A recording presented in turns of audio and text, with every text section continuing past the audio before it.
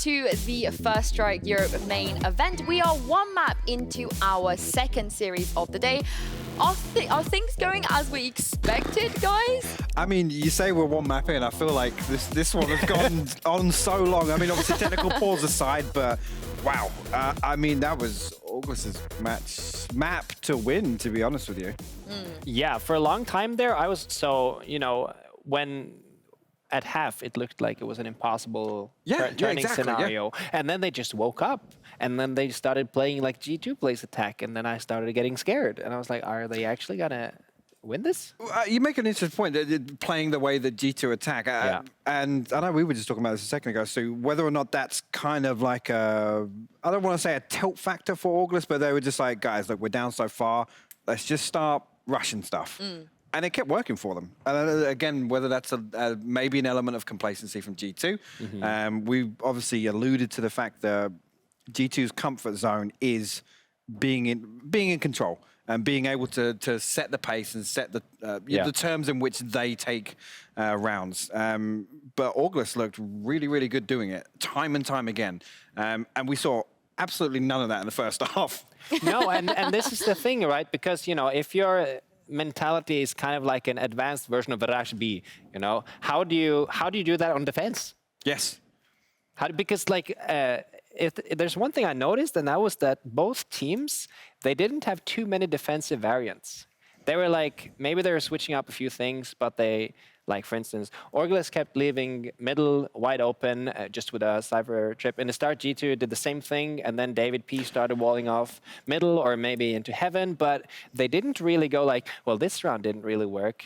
Let's play mid differently. They just kept doing it. Yeah, well, it's interesting you bring that up, actually. Orgless leaving mid open and G2, pretty much every time they did that, committing to. It was Mixwell and David P walking down mid.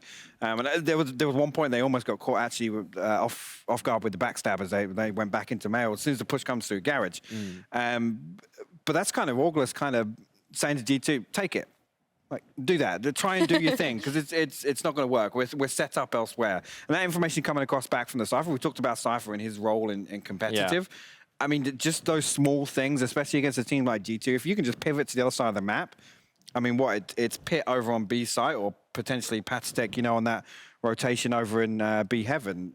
Yeah. You can't stop a four-man rush. No, and one thing that's really interesting now that we have the changes on Cypher's utility, the fact that it gets disabled as soon as he dies also forces a Cypher to play more passively, because sometimes deep on that yeah, side. because sometimes on attack you would see him lurking, maybe in A main, trying to bait or find a pickoff or something, but he would lose all his flank protection if he gets picked off. And the same thing, if you're defending a Cypher, you're not going to take any peeks. You're just going to sit and have a long cam session, because that's the safest thing to do, or else you're going to lose your entire team's utility, and it's actually not worth getting a trade if you lose all your utility. And that's another thing I wanted to talk about, was that on G2 had this one really cool push on B main where they put 2 Cypher trips from B main to the point, and then Mixwell used these Cypher trips, and no, not Cypher trips, but cages. He used these cages to double satchel on top of the box, which for me that was really unexpected, because usually I haven't seen them do that before. It was really interesting. So he basically kind of just sprung out of the cage and landed on top of the box and actually managed to get a pickoff because he knew exactly where the defending player was, and that gave them the entry to the entire site. And it's such a ballsy move. You know what I mean? It's like one of those things where you're like, I saw him do that. I'm gonna do it in comp, and it's gonna work. Okay, yeah. So. I mean, who knew that the way to give G2 a run for their money, or the way to beat G2, is to out G2.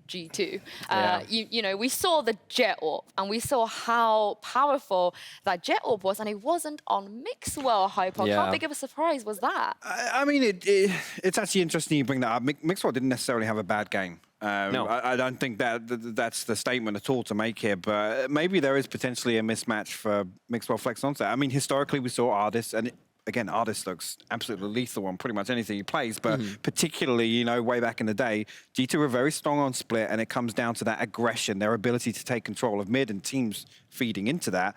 But I mean, it's not even necessarily we saw him trying to put the operator in use, and he wasn't doing a necessarily bad job rifling. I think Hoodie had a really good game, to be honest with you. Yeah. They were converting first bloods time and time again off of his opening picks. And also, it's also something that even if you're like, Split isn't necessarily the best map to use an operator on in the first place. Exactly. Especially if mid is completely just left alone. Because you need to have like a long lane to aim down with the operator in the first place. That's kind of the idea behind playing with an operator. So I presume that's why they picked Raze instead, because they wanted this pure aggression, utility-based kills and damage, which Jet doesn't have, but she does have the ability to play really well with the operator. And that's another thing I wanted to point out was the Sage ultimate. When they have that, they play so aggressively. They literally have David P right behind. They give one away, basically. Yeah. They give one away, they trade, and it instantly rests, and they're 5 versus 4. Yeah, that's one of the most tilting things I think you can go up against. But, you know, after seeing how they didn't have the best start, but the start doesn't really matter if you can come back in the way that they did. Are we still maybe entertaining the idea that it could go to map 3? Because, you know, Jonas and I both had some kind of faith in this Orgless roster. And I think Hypog, you're probably the one that advocated a pretty dominating 2-0. Hey, I mean, I came back and sat next to Jonas here at the desk at 10-1, and I was ready to be on camera within a couple of minutes. Yeah, definitely a surprise. Fills me with hope. I mean, you know, potentially we've got a fantastic series on our hands when I was calling this one as a blowout, I'll be honest. G2 have rarely been tested. Orgless have shown us they can. Oh, I'm so sorry I need to cut you off, but we have another Viper! And it's Boo! Boo is playing Viper for Orgless. Oh my goodness, I am so excited. I don't want to call this the FPX effect because I know other teams have been cracking Viper longer than the first strike best of 3 when we saw FPX do it. Oh man, Lothar, I know you're watching. I bet you're pumped. Jonas, you were a little bit disrespectful towards Viper. The thing is, right, I don't necessarily have anything against Viper. Actually, yes, I do. But the thing is, because a lot of people said this when Sova was played in early beta, they were like, well, people are sleeping on Sova, and eventually he's going to be great. And then people said the same about Viper, and now Viper is starting to show some play, and we still have yet to see if that's actually going to be great. We'll see now, maybe.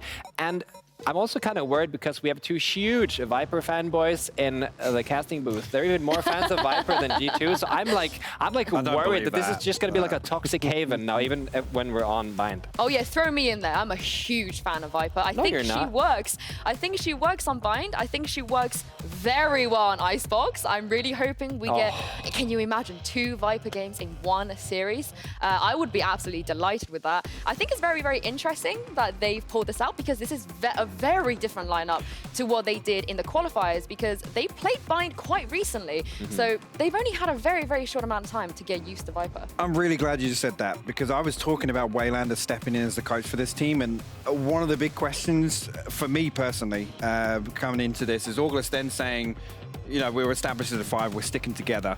This, to me, demonstrates the fact that they have done some homework. It's difficult to kind of go into a game and say, we're going to play Viper, and it's going to work, and we're confident it's going to work. So this, for me, actually kind of ticks off one of the boxes that we were talking about in the pre-game that was a major concern for Orgless. It's like a statement, you know? Yes, it's like a statement. exactly. And something I'm really interested to see now with this statement is the fact that, like, just on the previous map on Split, when we came to 11-11, there was just brute forcing. And then it literally was. And then suddenly the gameplay slowed down. And suddenly they pushed when they had 30 seconds left on the clock, and they didn't do that for almost a single round before that. So is this why maybe we're going to see will we see some slower gameplay now? Because that's literally what lost the previous map. Because on 11-11, really it was still just like rush B all the time. Yeah. So is this going to change now? Will they slow down? Will they be like more strategic plays with Viper?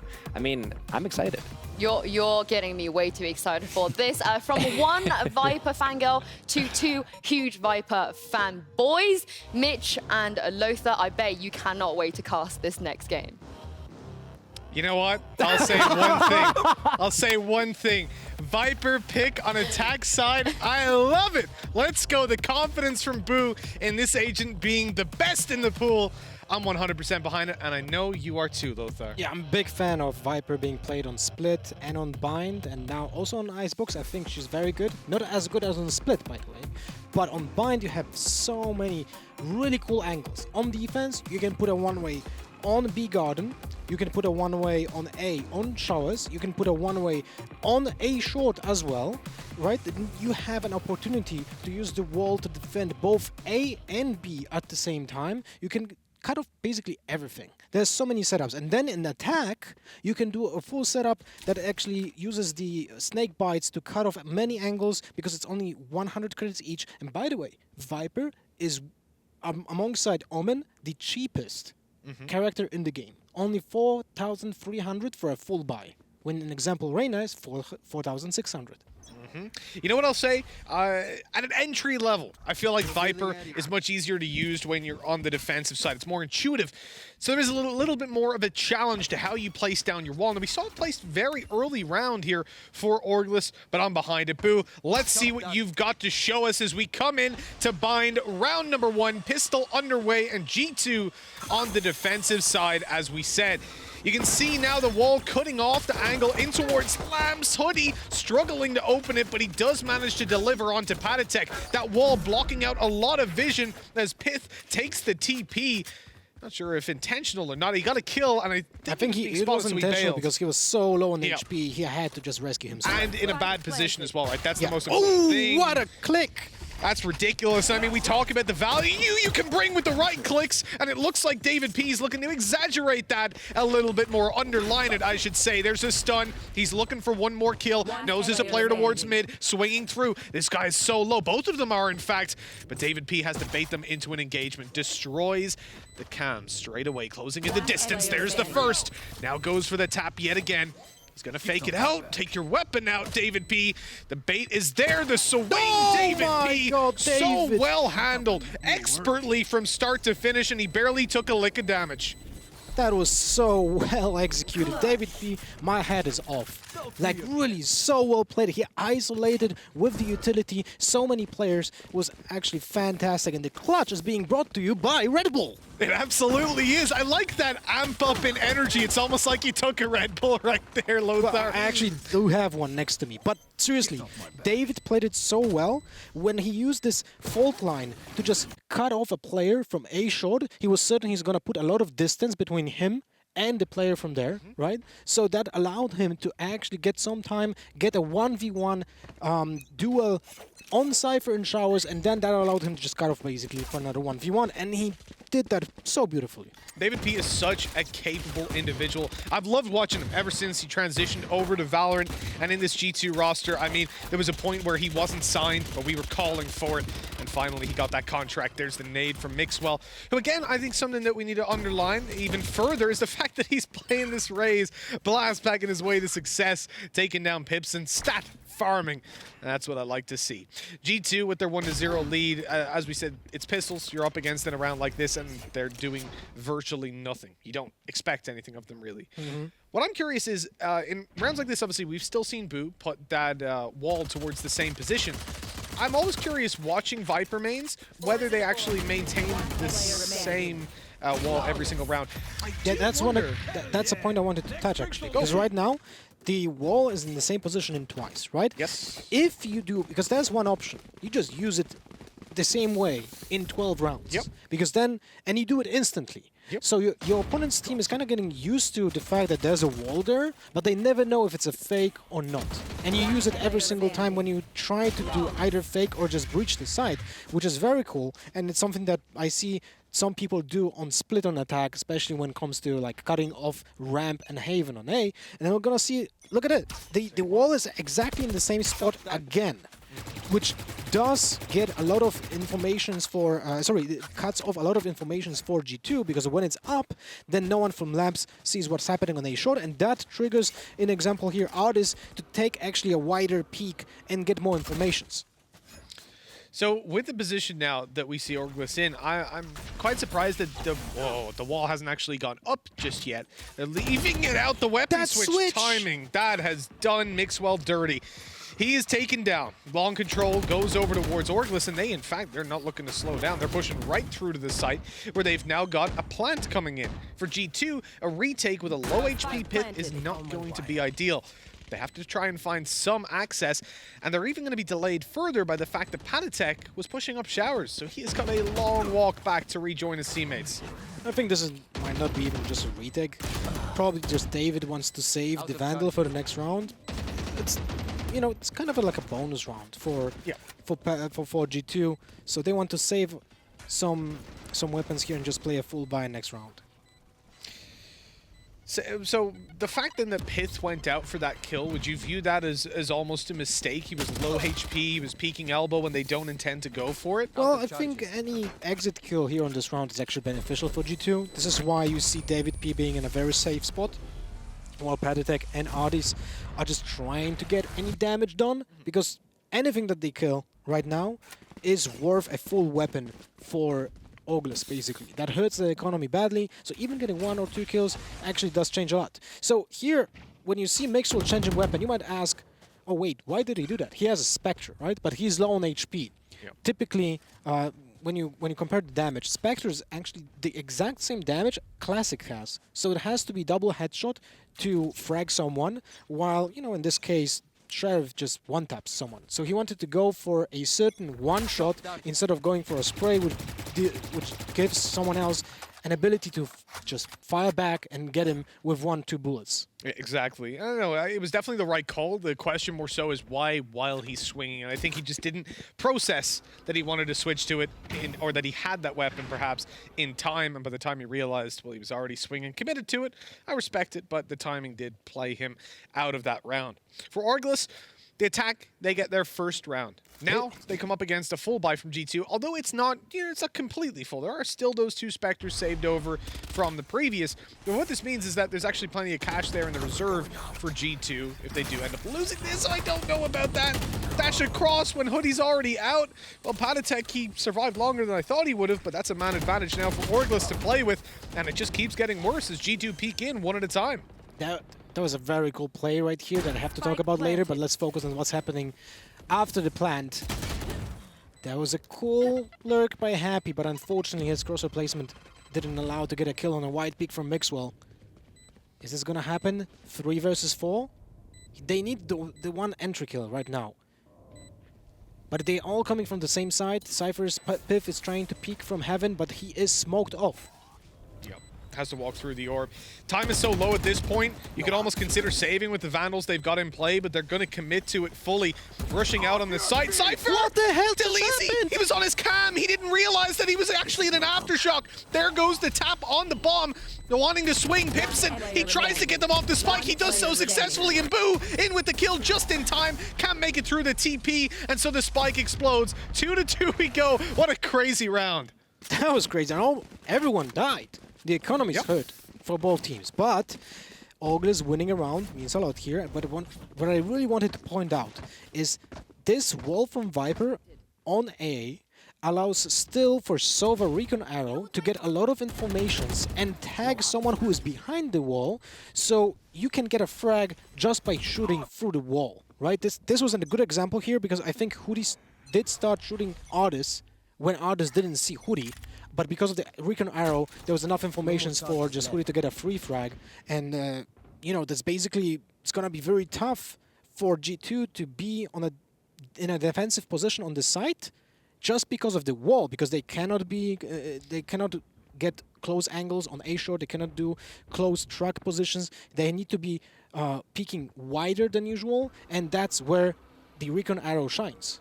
I think it's actually interesting that we have that pairing, that usage, the synergy, rather, is what I'm going for. Because we've seen it from other teams that they will pair, for example, FPX, they'll pair a Phoenix often with a Viper so that you can flash through that wall and get a little bit of aggression going. That's one of the synergies I would love to see with the Sky. Because she can use the guiding light to just go through the wall and flash instantly while maintaining, like, you know, the follow-up from the team. Yeah, we're still not seeing any Sky picked, of course. With G2 aren't usually going to be the team that will try those kind of innovations. They'll stick with what they know. Someone like Orgless could, but they're showing us enough here that I'm happy with it. I like the little shock dart over. Jonas is rubbing his hands, going, "I taught him that one." No, that was a not really tough one to learn.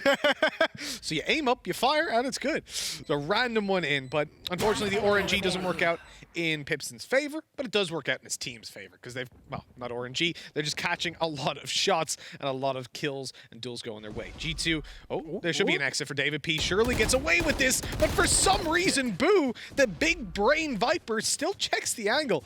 He hasn't gotten away with he hasn't gotten the kill onto David P, but his teammates are coming in to take this weapon out of his hands. And a nice attempt with the flash, but Happy was too quick to react, putting 3 on the board now for the Orgless attack side. Now, Lothar, I'm gonna throw you under the bus again a little bit. I'm gonna ask you a tougher question. What score? Now this is for Orgless to be favored, for it to be good for them. What score do you want to see them with on the attack? Attack? Well, honestly believe that in pro play, attacking side is easier for the teams than on the defense. So I feel like if they're gonna get 8-4, this might be like this might be pulling a little bit the weight of the scales towards Orgless, but it has to be like a very high score. Yeah, and you know, G2 attacking side, we talk about them a lot, but the reality is where they shine, where they confuse teams the most is when it comes down to their defense, their random pushes. At the moment, you'll notice we're not really seeing a lot from G2 in terms of those confident early round map control. And you know what's funny? That was actually a good anti-strat against the Viper, because she cuts off deep sides, but you can just push through that, which is a trademark for G2, but they somehow don't do that. I do wonder if it's just a matter of time almost. You know, they're getting a feeler for how their opponents are playing. Maybe we'll see it afterwards, because generally it's funny, because for most teams we'll say that on the attack side of most competitive FPS shooters. You're figuring out the defense, feeling it out on what you want to do, but for G2 they almost play their defense like an attack a lot of the time. True. Happy with 2 lurks. Nice double kill. At the same time, the fact that we've seen Pith get away with a double, taking Hoodie and Pipson down, that puts them in a much better position to fight into this late round. Oh my god! How's he only gotten 1? Well, the first one went for the teleporter. Then the second one was kind of jumping around, and he had a Vandal instead of Phantom, so that spray was a little bit off. There we have the ult from Viper, first time in this half. Still a kill from Happy. Okay, now the DK is coming in. Mixwell with just 49 HP. That's it. Well, that'll do it either way, because Boo just smacks him in the head with a Vandal shot, closing out the round. Good use of the Viper ult. Sure, it didn't actually... Well, I would say it didn't get him anything, but it did at the same time, because he zoned Mixwell. He did zone, but not only that, he did get damage from it, you know? Mixwell was at, if I'm not mistaken, 120 HP, and got lowered down to 49. So even if he didn't hit a headshot, just a double tap on anything would have leg, you know, hand, whatever was a frag. So I think it was impactful. But in an ideal world, I would say that that was who was that lurking on A? That was Cypher. So in this case, I was Delazy. If you would have gotten a double kill, I don't think they would have used the Viper ult, because they had been advantage in numbers, and would have seen the ult being an attacking tool of getting map control somewhere. But unfortunately, not this time. Good trades, I guess. Yeah, so for David P, grabbing one onto Boo is good, especially because it's the Viper. That's their controller taken down. It's going to cause a lot of problems when they want to push towards the site, because they no longer have that wall. They no longer have the Poison Orb to work off of as well. And we've seen the Poison Orb, although we haven't pointed it out, it has been used a couple of times to smoke off Heaven on A. That's a lineup that you throw from actually just where they've conveniently marked on the map for us. A little bit above that. Thank you, Orgless. They knew. They're listening in. They know what's happening. Not really. They're not really, before someone tweets that. But for Orgless, they're looking to move in towards the A side. As we said, they don't have the smoke, so they have to win heads-up aim duels. They'd already lost map control. Pith is just dancing around that Hunter's Fury. Doesn't get tagged up, so they've no idea that he's here either. And with 30 seconds, they're under pressure to get that plant through. As you're taking a fight onto Pith, out goes Panatek to take down the second. And this round is pretty much done and dusted. Pipson has to go huge, going through a smoke. He's just being tagged through the wall as well, and doesn't expect Patatek to be in quite such an aggressive position.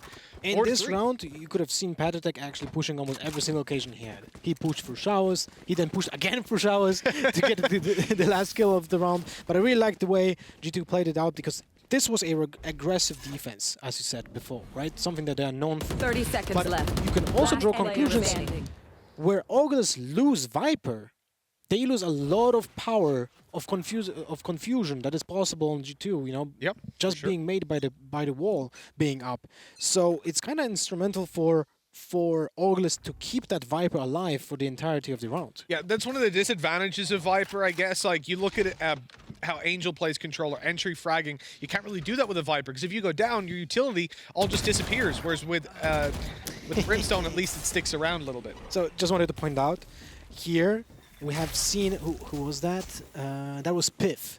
Patitek was still in showers, just getting a close angle on the smoke, while Piff was running away from showers by making noise, which drawn out the lazy from that smoke. He didn't suspect that Patitek will be close because he heard someone else changing his position, so he thought he's just gonna go into the shower without anyone else being there.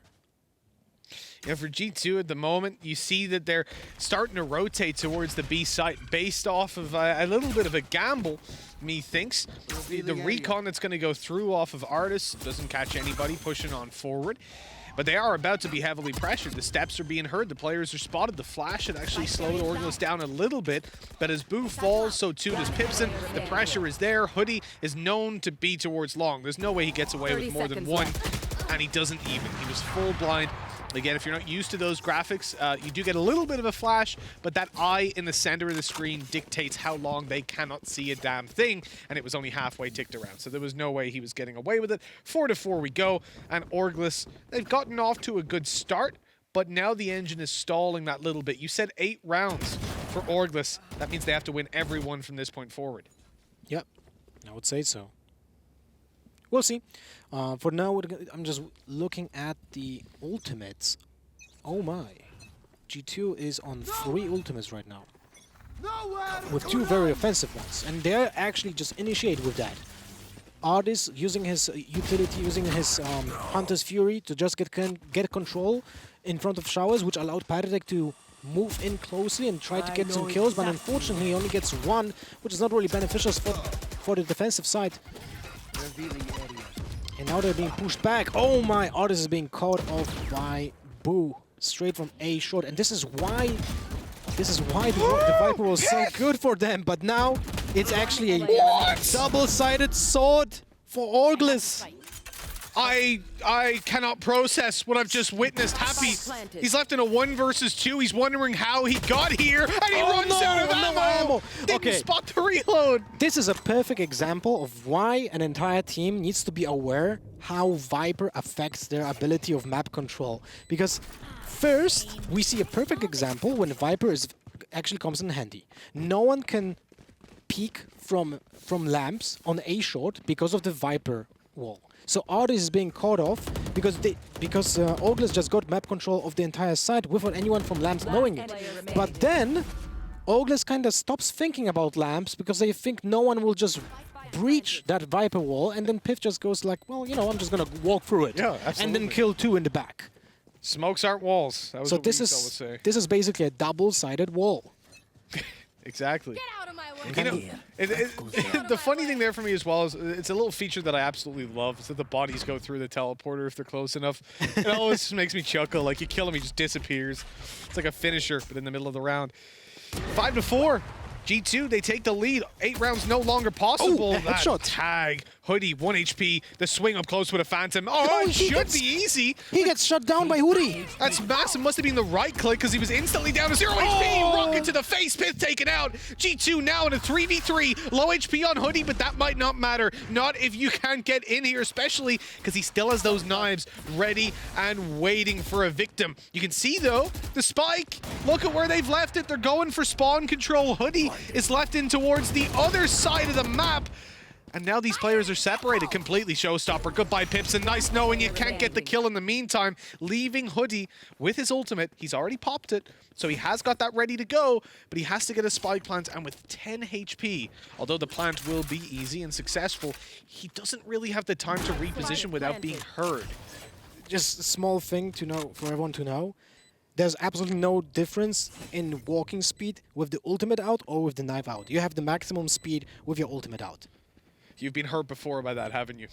I don't really play Jet, but No, I'm playing some matchmaking. You're like, no, it's the same. This could be good though. Right click gets the first dash out of the way, but he that's can't so get it close. done. He went to the RNG of the right click on range, hoping desperately that he would hit the headshot or enough knives to the body. But Artis was full health, and he didn't even take a lick of damage. That will be G2 walking away with this round. So close though, man. Hoodie gave his heart and soul for that one. that was actually well played by Artis. He knew he's playing against the Jet, so he won't go for a wide peak because he knows he's basically against a shotgun, right? Yes, essentially. There's a higher chance he's gonna get hit for 150 if he shows more of his body. When he's just, you know, just shoulder peeking basically, this allows him to get a better angle at not getting hit many times with the knives. Which weapon, whatever weapon was in play for Pipson actually became a very important topic because he had the Sheriff to kill that Mixwell in midair, who was 50 HP. Did he pick up a weapon from Happy? I don't think he had stepped over the body yet. I'm not 100%, but either way, equipped, he had the Sheriff, which meant when Mixwell went up high, it was very hard to hit. If he hit him once, that would have been the round done. It would have been a 1v1 for Hoodie. Could have easily won that on the initial angle without having to dash out. So actually, Happy surviving was...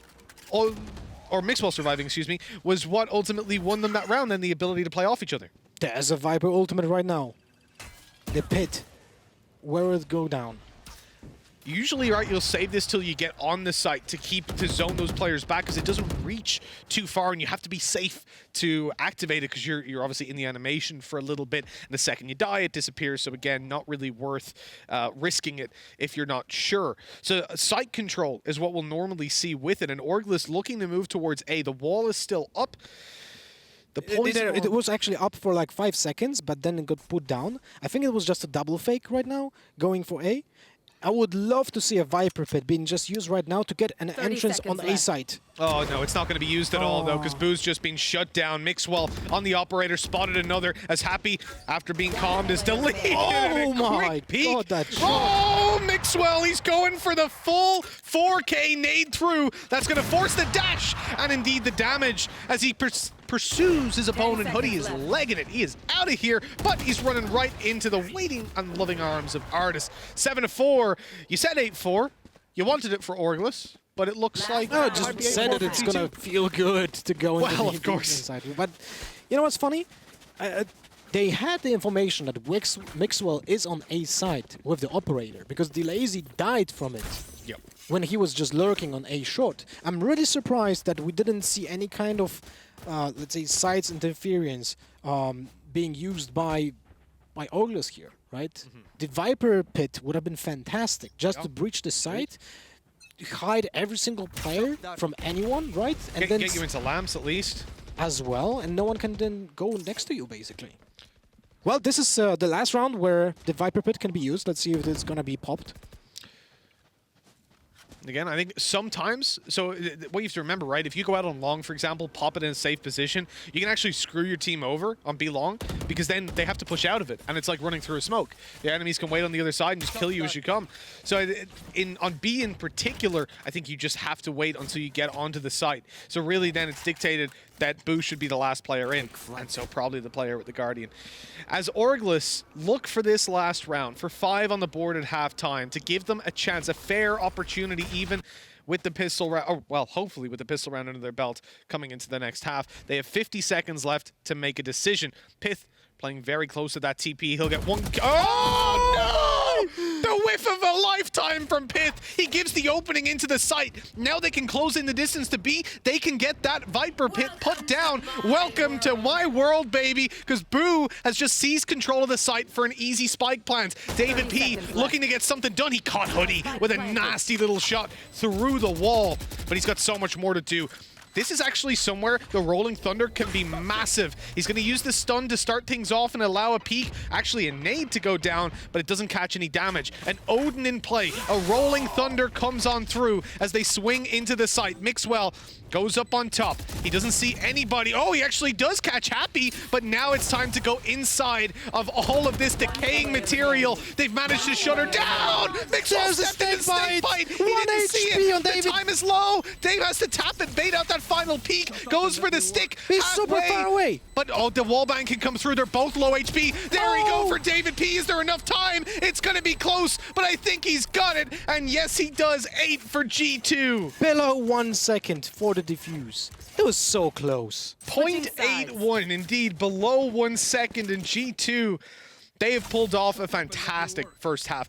But you know what, Lothar? We've seen this from them in the past. We saw them take it 10-2 on the previous map and then almost go to an overtime. So it's not over till it's over. The clutch, the Red Bull clutch, coming in from David P. Second time, he gets G2, you know, that important round point. Because pistol round was on him, solely on him. The 3K on pistol round was so important. And this, getting the last round, I think it sets up a very good mood for G2 because starting 8-4 in attack now, that's always like just sets up a good mood, you know, in a team. Of course. Yeah, absolutely. I think one of the threats they have is playing up against that Viper, not something that you'll play against in officials too much. I do love the use of the Viper wall here, so this actually allows them to cut off both hookah and B long. Now, what this is most powerful for is going to be retakes, but they've actually got full hookah control at the moment. That causes some problems because they can push into spawn. I think that's not a great strategy, often combined with this Viper wall, or at least it doesn't capitalize on the utility as much as you would hope. Low HP here on Hoodie. He's still peeking up on top. He had a nice head peek angle. Oh no! The boom bot just smacked Pith down to half HP. Loses his armor as well. Things are getting a little bit shaky as Orgless, they're trying to get back into this round, but Boo's left to do it all. He turns at the wrong moment. Oh, hold on! The right click classics, baby. They're so damaging. I completely agree that it just feels like it's too much to turn down in a pistol round, to have armor and the ability to do that to your opponents. Yeah, I really love it. It just allows you to have such a cool mobility options, right? You can jump over something, just get a triple by jumping over a box or something. Here, you can do it while full strafing, because you're guaranteed that one bullet will most likely go where the crosshair is. Oh right? yeah, absolutely. There's a high chance of that. It's gambling a little bit, but it's very high chance of gambling, especially when your opponent is so close. So you have a good aim, you have good tracking, you're gonna get those kills. 100%. Yeah, when they're basically hugging you like that. What is this wall? So this is a different wall. There's the one way for showers. I really like that one because it's basically just, it's an intimidation factor. Like, you cannot push through that. Your feet are being visible from every single angle. You get tagged by the DK, so you don't have 150 HP, so one headshot from Phantom always gets you. It's really powerful. So the wall I've normally seen was for hookah or long. This one is actually going to cover mid as well. Yeah. Where you'll often see that one way used on top of the mid boxes. So what I've seen from Boo here, he gets a one-way setup for A short and then uses the wall to cover B, or gets showers one way here and then gets a wall on A short to help him out as well. It's really smart. I like that distribution of resources, as it were. Deleezy's opening this one up, but he has taken a lot of damage. He's forced back to play inside of the elbow, but his teammates are starting to creep out onto the site. That flash was so good, and it delivers no kills. In fact, it goes the other way. G2 are being torn apart on this push, and now in a 1v5. Oh me, oh my, Orgless. They love to do it to G2 on those weaker buys. That was actually a force. That is actually a Prime Gaming flawless round. They've managed to walk away without losing a single player when they had like a Ghost, they had some Spectres, like it wasn't the best of buys, and they just shut them down. That's such an important round for Orgless. They're gonna most likely win the next one, unless we're gonna see a repeat of history from the split map when it was Orgless defeating G2 on the full buy versus Eco, and now maybe G2 will repay them. But we'll see. That would be great. The tables to turn to that extent. Well, the problem is they have no jet that has Stormblade. Well, I will say the jet didn't get any damage done with the Blade Storm in the last time it happened. Oh yeah, that's true. That was Boo. Boo took the opening, and then the Blade Storm was missed, but Hoodie managed to connect, I think, a triple, which was a 4K, actually, which was insane. It was essentially an ace. It was just stupidly good from Hoodie. David P's managed to plant the spike in this round, though, as G2 get complete control over the A side. Orgless, here's some shock darts coming through. Jonas has got his notepad out. He's going to give us a rating on all of these on 1 to 10. Those are not the best. That's not going to be a 10. Hey, Jonas did say any lineups he hasn't seen before. I bet he hasn't planned that one. I can guarantee you I've seen that in matchmaking.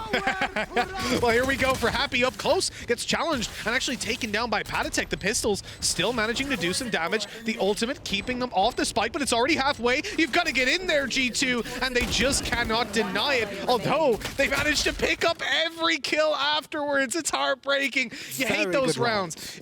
It's great, but it's like you got all the kills. You just didn't do it in time. Yeah, but they hurt Orgless' economy like really heavily. Right now, as you can see, Orgless is on their last credits. All of the players apart from Hoodie had spent it below 1k.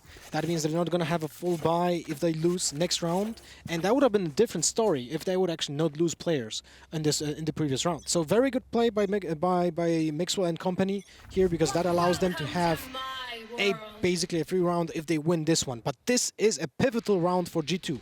They need to win this one, and now we see Boo using his Viper Pit defensively, cutting off entirety of A short from movement of G2, because he can just keep those taps on anyone being in that Viper Pit. No one wants to breach that with 1 HP, right?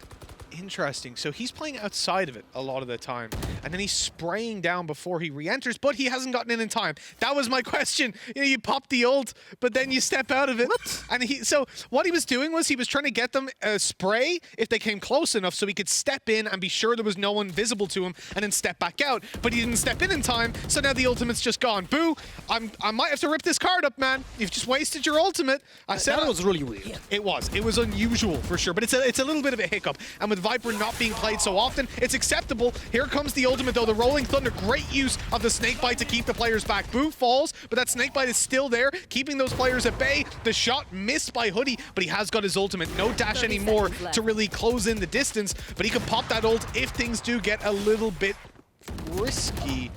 Pipson, he just had an arrow out.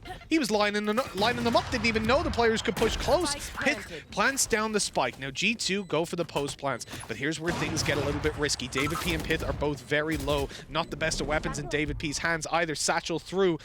Patatek destroyed it, though, in midair, but he could be traded on so easily. Not even that. He's taken down initially. Deleezy doing all the damage. He's winning this round for Sheezy, and Orgless putting 8 on the board, tying it up, making sure that G2 don't win those important rounds. That was such a clean breach of lamps. You know, one player was covering the one angle, the other one is taking his right side, so basically they had a crossfire set up. So even if they would lose one player, there was a crossfire ready for the trade. So very, very well done by Orgless here. I mean, those are just kind of basics of playing on high level, but still, it's so satisfying to watch this kind of movement. Yeah, the timing there for Pipson was terrible. He wasn't lining that up for as long as I thought he was. He'd actually just pulled out the arrow, so I think he was not even lighting it up, just pulling it back, gonna fire it, and then go through for the push, use up his utility before he potentially died and was traded. But instead, he just died, which is unfortunate. But these things do happen. As it's 8-8, we said G2 needed the previous round, but they have got a full buy here.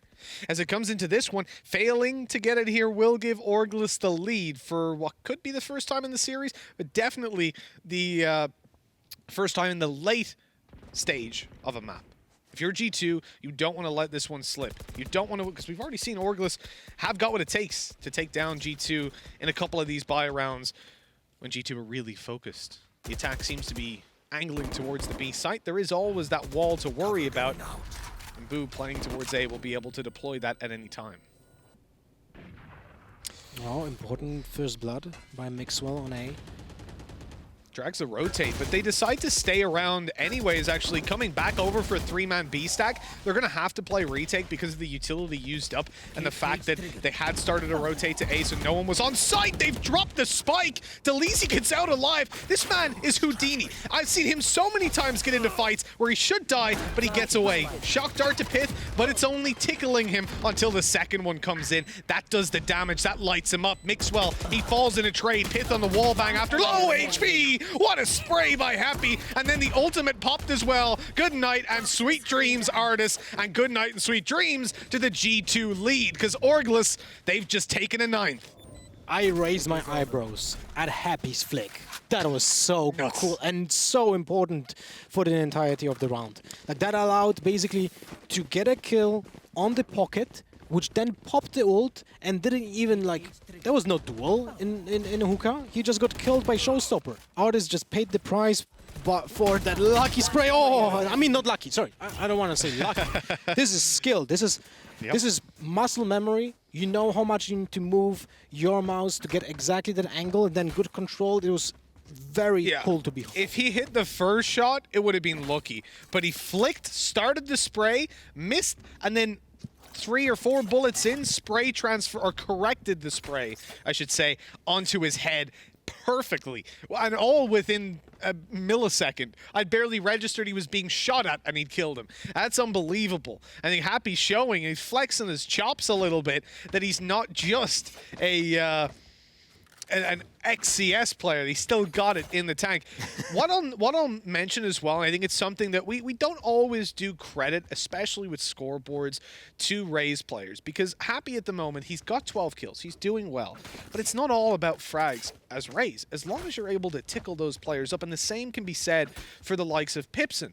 I think Pipson's a better example in this specific moment, and Solkus earlier on perhaps as well. He's got 5 kills, so it's easy to look at that and go, haha, Pipson bad. But 7 assists, and we don't know the extent to which he's done damage and players haven't died, that those duels have still been won. It is something that if you're using your shock darts, your paint shells, obviously on 2 different agents, I don't think that there's like a super agent in the game, you're dealing damage, and your teammates are able to follow up on them, that's always going to be a positive. Now, it's even better if you win your aim duels too, but kind of everything. Oh, Maxwell pushed through the snakebite. This is one of those important things that a lot of people kind of forget about.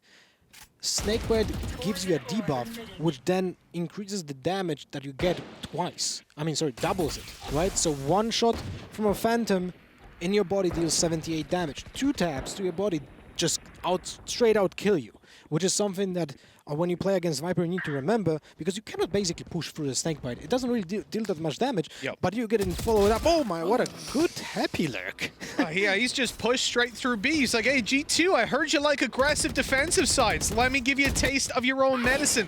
And that he certainly is doing. As Happy moves back over towards the spawn, G2 have already, I think it was Mixwell, right, that popped his showstopper there to scare them back, and it was. Eventually, it gets fired out. Jeez, he held on to that till the last second, but didn't spot any players. So just uses it as a scare tactic. That pushes Orgless back into spawn, allows the plant to go down. Mixwell, they know he's come up close, but he's got a double! Nasty stuff with a stinger, and this round will sting if they lose it.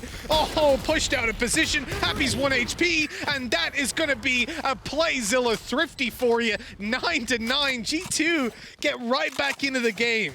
I'm honestly baffled. How the hell did that happen? Mixwell got Happy got a insanely valuable kill here on market while catching them rotating, so he gave the info as well because he heard people going A short as well. And then this double kill from Mixwell on a stinger which has 20 bullets. It's so hard to pull this off because it's not a stable weapon, you know? It's a spray and pray, literally, right? And it doesn't really deal that much damage, even less than a Spectre. So getting a double kill from Mixwell there was just insanely important.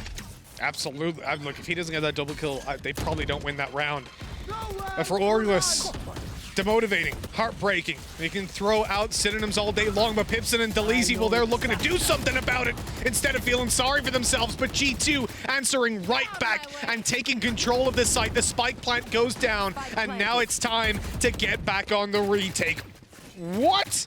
How did he... Wait, he wallbanged? Did he? It said he wallbanged. I don't know how he did, but he did. I think he was at the entrance of CT. Oh, come on. Boo's just right. So David P pops the Rolling Thunder, and that was a smart time to do it. Okay, he's got wrecked, so he looks a bit silly, but he popped it thinking, okay, well, they've gotten the kill, they're going to be pushing forward, and now. And as he pops it, the one dashes back, the other 2 are already far enough so that when they swing, thinking, oh, we're about to have 3 players stunned, win the round easy, What they're a back actually and being forth. watched. Yeah. back and forth for I don't know, it's such an odd game. But I would love to see a replay of that kill. Like how did that hit? That knife went. I think he was just close to the wall, like in the entrance of CT on B. So I'm not yeah, certain. I did not know you could wallbang with the knives, with the ultimate of Bladestorm. So it'd be interesting to see how that looked from Hoodie's perspective. Maybe we can find out a little bit later on. But either way, he got the frag, he got the kill, and 10-9 is where we go. Advantage for Orgless, looking to take us all the way to 3 maps. And if you're G2, I'd say you start to sweat. You start to get worried. They're being pushed to the full extent, and I think it just speaks to the talent and the depth of these teams within Europe. Pipson, oh, he's gone. Taken out by Artis, but the trade is there immediately. Boo! Coming in with 2. Those players were weak after running through a snake bite. No support, because of course, no one else wants to go through that bite and take the venom of the snake as G2 have the man advantage. They had the man disadvantage for a second, but Hoodie's been taken down. There's the recon that's actually going to stop Boo from peeking forward without giving away his position. David P pre-fires it, connects the shot. Now G2 have the advantage. They pull this round back, but they need to do a little bit more. David P anchored on the site. He has the teammate covering his crossover, takes down Happy. Here's the swing from mid from Mixwell, and we go back to an even scoreline. I mean, back and forth is how you described the previous round, Lothar. I think the same can be said here, and indeed, for this entire map. It has been nuts. Nobody can get a lead of more than 2 rounds since we got these teams so close in this half. I just kind of feel bad for Boo. You know, he got that double kill in Lamps, and I think he just felt overconfident and peeked the next player when he did have time to just wait for his team to rotate and get back up, get some, you know, possibilities of trading while he would engage the next player. So that felt a little bit just off. Yeah. At the same time, David P hit a sick pre-fire on him, and he had just peeked out to destroy the recon dart. I think just trying to seize the information back. Sure, he didn't need to be there at that time, but I guess he didn't expect David P to just go Ferrari peek in that corner to try and find the frag. But if you're expecting G2 to play scared at any stage of the round, you're playing against the wrong team. What's the setup right now? 4 people from Orgless on A. Just Cypher on B. Interesting setup. Now let's see what G2 is trying to do. They all rotate towards long B. They don't want to give info because if I'm not mistaken, they have seen the camera being previously used on site, which gives informations of what's happening in the hookah and the window. So now they're going through garden, which has the camera actually. Cage triggered. Well, they'll easy. Oh, he spotted so many of them. That's easy damage at least, but no kills. Oh, Patatek sprays back through and shuts them down, but the teammates are there. Happy's already in position to help him out. They've spotted 2 inside the tunnel. The swing out gets Happy 1, but he falls right afterwards. Artis on a further trade to give a man advantage to G2. They'll pick up the spike. They'll go for the plant, and now there's only Boo left to do it all. A 1v3, but no 1v2, as David P takes him out straight away and puts 11 in the hands of G2. Now, you know what? G2 tweeted out in between this map and the previous. Wasn't even close. 13-11, easy map. I can already see the tweet being typed in, the graphics being generated. 2-0, didn't break a sweat. Don't lie to us, okay? Don't lie to us. You know what was really cool about the previous round is the round wasn't really complicated when it comes to like execution. Like it wasn't really about timing on some playbook plays, right? But it was about improvisation and keeping, like playing off each other like signals. Patatek holding an angle that was being used by Delazy and just shooting through the cage was so important to keep Mixwell alive, especially after 3 people from G2 were being spotted by the ultimate from Sova and by the Cypher trap. So 1 player hold to B, but it's going to be the Viper's Pit that's popped to make use of the Stinger if they drop out of hookah. The push in on the A site as Mixwell cuts away with that frag. Somehow, that's a 3K. I don't believe my eyes. I'm pulling G2 back into a round. This is very important kills that we're seeing because, in fact, it's a 2v3. Pith is 1 HP. Pipson's in with another, and Pith is still alive. This is so winnable. Pith down on 5 health as a 1v2 to win, but both of his opponents are low. He's got the timing. Boo has no idea that he's being flanked on at this moment. This could be Pith walking away with a double kill. And he gets it. The clutch from Pith to put G2 all the way up to map and series point, or very close to it, as it's 11-10. Ridiculous. That was a Red Bull clutch if I ever seen one. That it was. That it was. But, hey, Red Bull clutch. that was so well played by Piff, because he just basically didn't give a single cue to his opponents where he might be. It is 12-10. I believe the UI. That was my mistake. It is map and series point. I've seen your face thinking about I was it. like, wait. I was like, you're probably right. Did I It should have lose been track of that? 10-12. It should be match point right now for G2. Well, hopefully we'll get on that. For Orgless at the moment, over on the defensive side, they're starting to sweat. They're starting to get worried. Because with that operator in the hands of Hoodie, he's had to go down to light armor. There we go, 12-10, okay. Production are playing games with me. Look, oh, that's unfortunate. So we've actually had the commitment of the showstopper in towards the Leezy, but he was already taken down. Look, you'll take the kill though and start to move in towards the site. G2 taking another frag. UI having a little bit of a panic attack, but I can tell you right now, G2 are just 2 kills away from closing this out. They're in a 4v2. Pipson is trying to get the angle, his elbow spotted, but he manages to dodge the bullets. Artis is quick to swing and take the frag, and although the trade is there, this is it. Boo in a 1v3 that he cannot win, and G2 take this one 13-10 for a 2-0, and I'm sure their social media team's gonna call that easy, but you gotta give Orgless the respect. They made them fight for it, but in the end, the Giants of Europe are victorious, and they go through to the semifinals. To be honest, I'm really impressed. I thought Orgless were not gonna put up the fight, put up a fight with G2, but here, both maps being very close, and I think that split was just really barely won by G2. So even though someone might just see the result being 2-0 by G2, not really a surprise, whatever, right? But if you just go and look at the little bits of the game, it could have gone either way.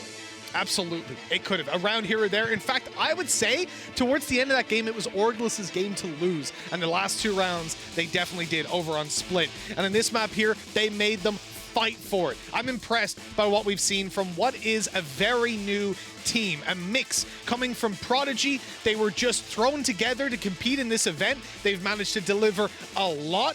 We would expect Happy to be the IGL. I've heard Pipson is. There's a little bit of shared comms there when it comes down to leading. There's a lot being made up on the fly. They haven't had too much time to prepare, and yet they're almost able to overthrow the kings of Europe. That's impressive. So even though we have to say goodbye to them, I have to say I'm a little bit upset, and that's 2 great quarterfinals we've had already. Pressure for the teams tomorrow to live up to today's hype. That is true. I'm really happy we actually had this duel already here in the quarterfinals, because, you have said Orgless seems like a food for G2, but that food actually did bite back.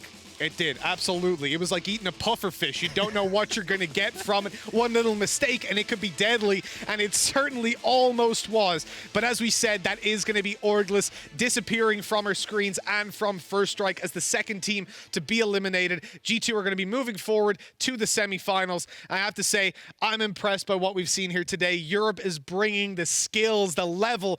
Can't wait to see if NA can keep up. But we also want to let you know about some of the players that you guys can vote for. We've got a HyperX player of the series that you can vote for over on Twitter. So make sure to jump on over there and check it out on VALORANT Esports EU and vote for whoever you think was the player of the series. I don't know about you, Lothar, but I know who I'm going for. Well, but you just went for that because of the Viper. I'm going... Obviously. Yeah. I'm going for David P. Him winning those pistol rounds, winning those clutches was just so important for G2, and I think the second player that would have picked would probably been Piff. So many lurks that allowed G2 to get map control, so many clutches, I guess, as well, like the one in the 22nd round, if I'm not mistaken, right now on Bind, was the one when he just got out of lamps and got the 2 backstabs on that post plant. I was really impressive. So I think David P and Piff from me. You're going for 2. That's cheating, but you know what? We'll allow it. You can have mine. I love Boo because he pulled out the Viper, and I love any player that likes to take that little bit of a risk and bring in the new agent, or well, not the new agent, but the agent that's being trialed by some of these teams. That has been an excellent series, though. 2 great ones for us today, and we've got some great people over on the AD, the analyst desk, who are ready to break down what happened in this game and give you the post-show that you deserve. Take it away, guys. Thank you so much, Mitch. I know you love Boo and you love Viper. And I just want to say that we, especially Jonas, also loves you.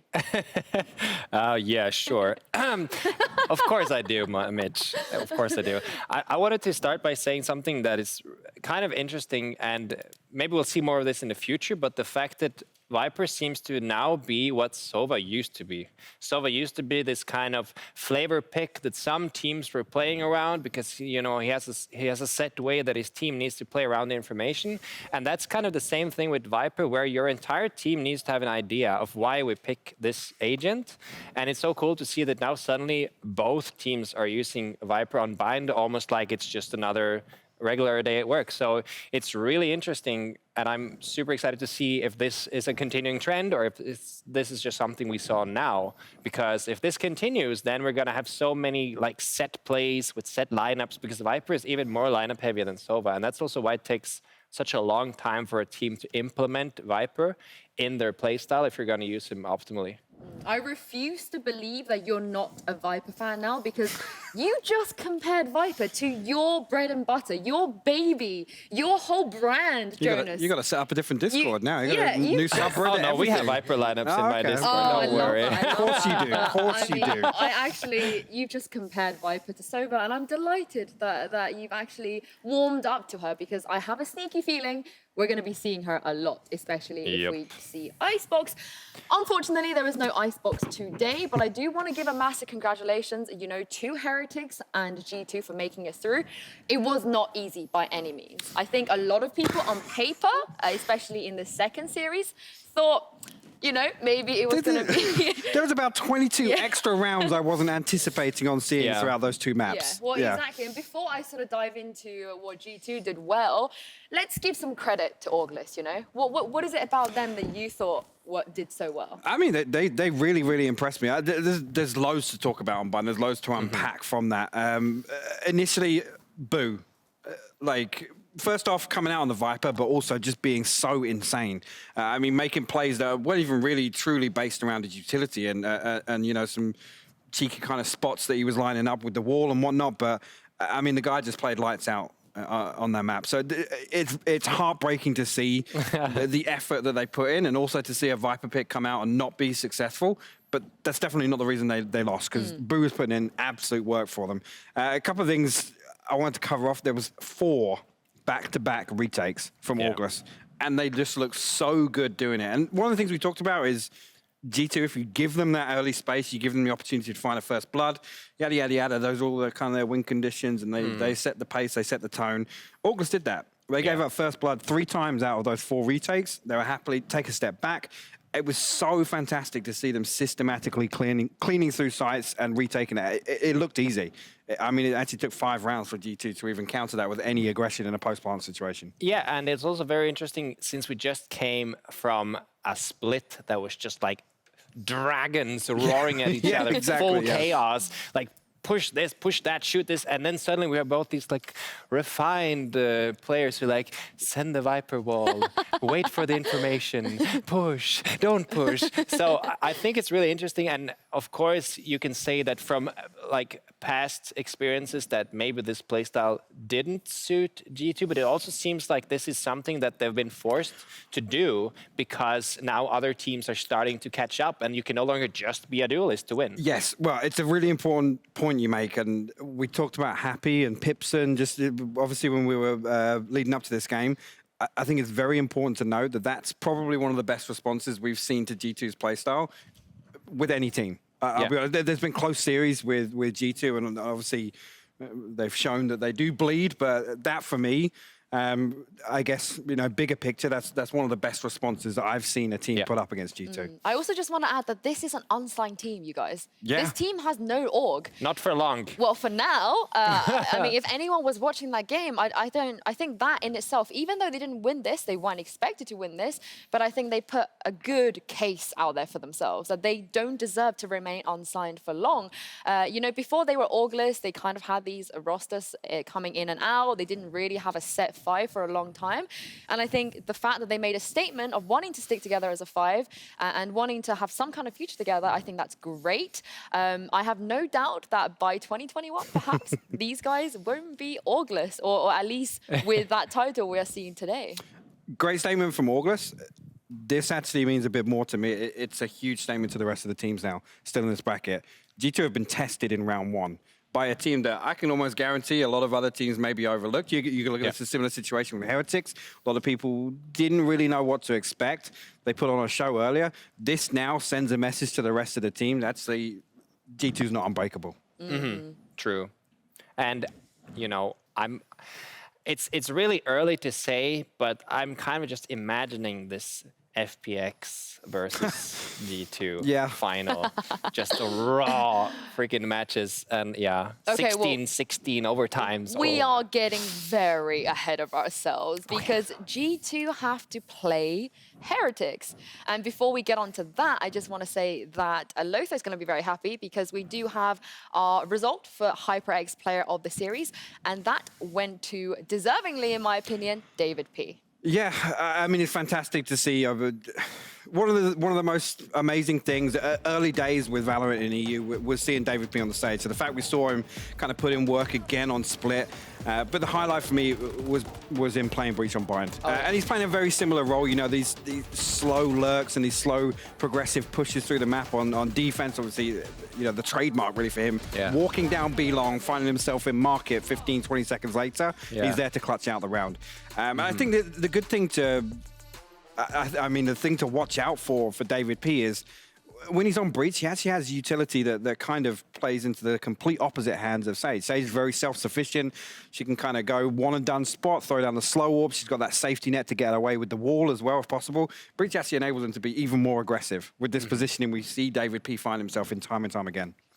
Well, Jonas, what did you make of that? Did you think that went to the right person? So the thing is about David P, he makes his mark in the scene. Like I guess you can almost say this for any player on G2, that they're very confident. When you interview them, it's gonna be sparks flying, and they're gonna be like, we are here to show that we are the best and so on. And it creates like a great villain story, and it's awesome to see, but it also creates this massive downfall if they ever get an upset.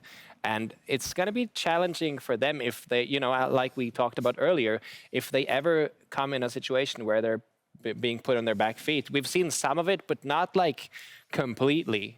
Like, how will they deal with an actual loss?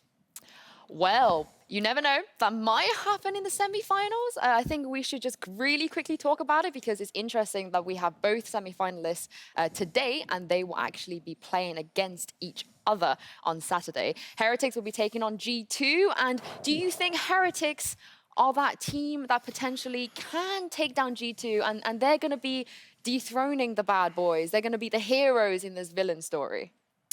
I think one thing that really stood out to me was when Heretics were just like, oh, so Split is Liquid's best map? All right, we're just going to pick Split. That's okay. It's like, it's a sign, isn't it? It's like you're kind of proving that, okay, these guys want to play, we can play.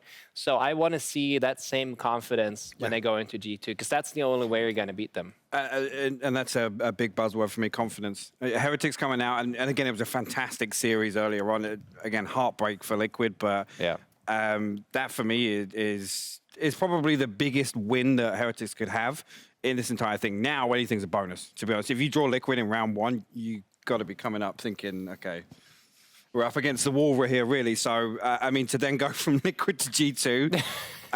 No one can say they've had an easy road, regardless. Exactly, yeah. This is, for me, definitely the tougher side of the bracket. I'm hoping Heretics can kind of carry on that momentum because towards the end of the series, they did look really good. Well, I do hope Liquid fans also get behind these guys as well. I know it's never nice to see your team get beat, but it was such a great series, and Heretics really showed why. They were the better team. And the Liquid guys are such good guys. You know, like if you do the G2 versus Liquid headline, you have the bad boy with the leather jackets, and then you have the good guy on the other side with the station wagon, the guy you married with a like a dog and The old and faithful. yeah, the faithful guy that everybody just loves. They play with their hearts out, and they're such nice guys. So I can't wait to see if they can bounce back from this and do greater in the future. Honestly, your analogies are great. I cannot wait to see what you have in store for the teams tomorrow. But for now, as you were saying, Team Liquid, the nice guys, the guy that you want to marry, the team that has a Scream. And speaking of Scream, I just wanted to show you guys that this was our prime gaming play of the day, and it comes from Scream. And I am personally extremely sad that we don't get to see Scream for the rest of the week. I think that is possibly one of the biggest losses we could have on day one, especially for a guy that dropped 90 frags. I was just about to say, he's potentially put up more kills in one series than some players will put on throughout the entire event. Oh, yeah. Yeah, and this play is just phenomenal. So the one thing that stands out to me about this play, first of all, like the two first, they're kind of lining up the two first because the Sova is droning, so he's technically not a too hard pick. But the fact that he manages to just spray transfer to the third one, that's the one that stands out to me. And then of course you have the like kind of trademark jet dash after, just in case there's another one there to refrag you. So it's just really well played, and it's so cool to see how he's transitioned to this kind of jet player that we don't really see in many other teams, because he's just staying away from the operator. Yeah, I mean, great timing, great positioning, but also doing that late on in that map, and we know how that map went. It was a brawl. Again, mental exhaustion is the thing at that point. So to still be making plays like that, I mean, I'm hopefully going to see a full screen montage tomorrow and some kind of highlights package. I'm sure they'll put something on for us, but that was impressive to see. It's a shame we're not going to see that throughout. Yeah, I mean, he wasn't on the poll, I think, for HyperX Player of the Series, but personally, I would actually put him as maybe my player of the day, just because, you cannot ignore the performance he put on. And speaking of HyperX Player of the Series, that went to David P in the G2 game versus Orgless, and we just happened to have him here for an interview. David, thank you so much for joining me, and congratulations on making the semi-finals. I just really quickly wanted to start on your first game on Split. I think all of us on the analyst desk were definitely surprised with the team comp. So talk me through why you guys decided to switch things up on that map specifically. Hello, thank you, first of all. We decided to change our comp on Split because we felt it was better for us. We need Sage on this map, we feel like, because it gives a lot of control. We can control every area, and with bridge flashes, we think it's the best comp to play the map, to be honest. So we just play it. Sadly, our city side was bad today, and Orgless played really great on their T side. But it will not happen to us.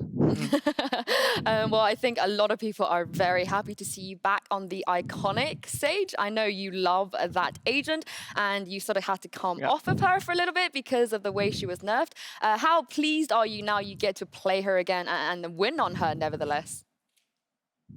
I love to play Sage. I just hope they put it back like before. I hope they will upgrade the spell, like the wall or the heal, because she's really weak at the moment, and I think they should upgrade it, to be honest. And yeah, I love to play Sage. It's my favorite agent, and I love to play her. I love that. I think there should be more love for Sage as well. A lot of people come into this, and also, I guess, Mixwell said past in the interviews that you guys do own that spontaneous, puggy-styled play. But today, I feel like we saw a lot more structure. Do you think that you guys have evolved from that? And are you playing with more organized strats as well going forward in this tournament? Yeah, to be honest, we've been practicing a lot, and we have been working on some strategies, some things that we didn't do before, because we feel like we need to to get better on some things that will help us when we don't have how to say, like when we don't have any, how to say, any, I don't know how to explain, when we don't find a solution, and when we need a tactic, we have some now, and we have been working a lot those last days, and I'm proud of the team because we showed that we have been working a lot, and we will prove to the people that talk a lot that we are still the best team in the world. I mean, after today's performance, I think you are definitely still the best team in EU. I don't think you're going to lose that until someone actually manages to beat you. And speaking of, you know, you do have Team Heretics in the semi-finals. They looked very scary today, and you know, they are doing very well as well in the scene. The results they've been putting up, the performances they've been putting out. Are you scared of them right now? And do you think they could potentially put you to the test? Not at all, not scared at all, but I think that they're a great team, to be honest. They're great individual players, and I think that it will be a good fight, but we're just gonna put them to bed and win 2-0 fast. Oh, well, everyone, you heard it here. David P has made his prediction, a quick 2-0 for the semi-finals, but we will have to see then. Thank you so much, David, for joining me, and we will see you on Saturday. Thank you, see you. Right, guys. A little bit to unpack there. I just wanted to quickly discuss that before we close the show off, because David, confident as always, quick 2-0 against Team Heretics. Wow, I'm so surprised. Wow. Is that something that you think is going to happen? It's definitely. I mean, it's never off the cards really with G2. It's definitely the one thing I want to tap into. What he was talking about in the interview there is. I started touching on kind of sustainability for G2, and you have to be ever evolving in games like this. If you keep repeating the same thing, yeah, sure, it's going to work but how long does that luck run? I think now coming to First Strike, up until now, there's been few teams that have been able to really test G2, either playing their game or counter-strategy them in terms of being very well equipped in terms of executes. The big thing for me is how often G2 they look terrible for the first half of a map, and then it's like a different team in the second half. Yeah. I think they are probably going through a bit of a transition period, especially like David said, they are bringing a few more things in. But that is everything, you guys. That is everything today. Jonas, anything left to say? Because I feel like you're quite eager to add a point there. No, I mean, I guess no. You know what? I'm excited to see what the teams tomorrow will bring to the table, because we have teams that have had a lot of time to prepare. And just like today, we got surprised today, so why will we not be surprised tomorrow as well? And matches will probably be a lot closer than what we think. And I'm hoping to see some insane solo plays. I was going to say, you haven't told us what your favorite Sova play of the day is. Well, I haven't really found one yet, so I'm still He's not impressed yet. We're going to open the show with that tomorrow, because I feel like I want to flesh that out with Jonas, because I'm also very interested to see what you're going to think about all of the Sovas we saw today. But there's going to be more Sovas tomorrow, because FPX will be playing Nopenki and Summonessy will be taking on Purple Cobras. And that is everything from us today. There is actually plenty of First Strike action elsewhere around the world, so make sure to tune in to some of the other regions if you want to expand your horizon in Valorant. We'll be back here tomorrow, like I said, opening the show with Summonessy versus Purple Cobras, followed by FPX versus Nopenki. See you guys then.